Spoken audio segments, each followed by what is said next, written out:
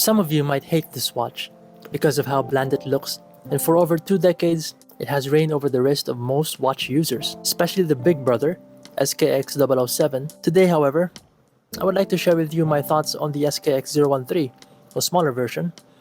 I have reviewed the SKX013, which was a titanium 7S26, but I never really got to share with you what I think about the SKX013, since it was and still is a relevant watch to use today. These were practical watches, and the value you were getting for the price is pretty huge one. You had durability, you had the styling, and the reliability. In terms of accuracy, you can't complain because for the $200 or $250 you paid for it, it was okay. In 2019, when they discontinued it, I was still on my phase of collecting new Prospex watches, the Samurais and the Sumos. I didn't really care about the SKX because I have honestly moved on from it. Seeing it so much everywhere, I just didn't bother to buy any of it while it was still on sale. Now you can see the average SKX007 being sold for around $350 or above. This one, the SKX013, is also about the same price. It is getting quite expensive, so I wondered what it felt like to own an SKX in 2023. You know, of all the new Seikos and other watches that I own, would it still fit in the collection? And so I bought this one. I didn't actually buy it in good condition. It was running, but the power reserve was around 30 seconds only, no matter how much I shake the watch. It also had a lot of scratches on the glass, and it didn't have any bracelet. I used this one from a different watch, and luckily, it still looks decent enough. I only bought the watch head, so it was in pretty bad shape. And if you're wondering on how much I got it, it was around 50 bucks. I didn't buy it online, I just bought it locally. Makes you wonder if there is a $50 SKX somewhere on eBay. I had a look inside the dial and I saw it was untouched. All the damage was in the glass, so I had the glass buffed and the movement serviced, and it is now running like it was new. Again, the 7S26 didn't really have the best reputation in terms of daily plus minus. The bezel insert has a huge chip on the 30-minute and the 6-minute part right there, but I kind of dig it, leaving it as is. And besides, I bet if you buy a new old stock bezel insert, it might cost more than this watch. Also, the dial is still in excellent condition, and the 200 meters has already faded to yellow from orange. If you're wondering why there are some that are yellow, it is because the watch is probably being used more out in the sun, and also in the display shelves of a store. If it's left exposed to the sun, it will turn yellowish. So it is not a factory error or anything, just coincidence. Personally, I like the look of it. It matches with the damaged bezel. It actually feels like an actual tool watch wherein you're just carefree on whether you hit it with something because it is already damaged. I have been wearing this after I had it serviced and I really like it.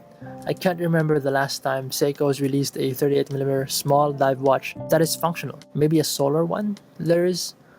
I believe they're still waiting to settle down the discontinuation stage of the SKX013. Maybe giving it a few more years until they release a 38mm automatic dive watch that is available to all. Let's hope it's not too expensive though. I previously did the modification video wherein I made an SKX013, but it was on steroids with all the sapphire, crystal, and ceramic bezel. During that time, I did want to buy an SKX013, but it was not worth the price anymore. Again, I still wouldn't buy a new one unless it is for a reasonable price and that you really want it. I just bought this because I saw it as a project watch or a watch restoration opportunity, and it was cheap, so I had to get the deal. I realized that modifying a watch, especially an SKX, takes a lot of time, effort, and extra money.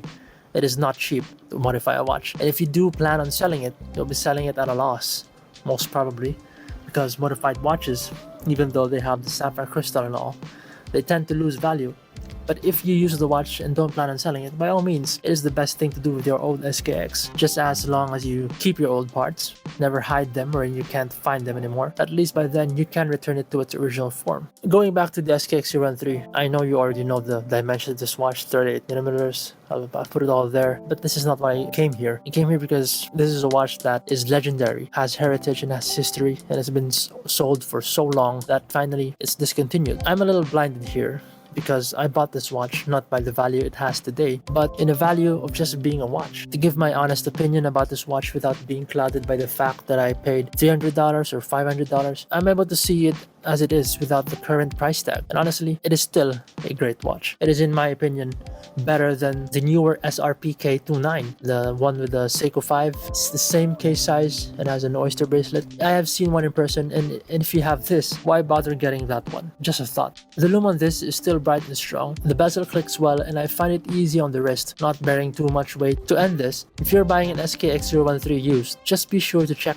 if the date window has a bevel and the minute track inside has a curve beside the date window. Also check the lume of the watch if it is bright enough that when you remove your flashlight, it still retains it. The lume pip is deep and it doesn't overflow like in the new replacement ones. To me, the movement is an afterthought because 7S26 movements are everywhere, but original external parts are hard to find. So be sure to check those if you're looking for one. That's all for today. I hope you learned something, and if you have owned this watch, share your experience down below. I'd like to know. I'll see you soon.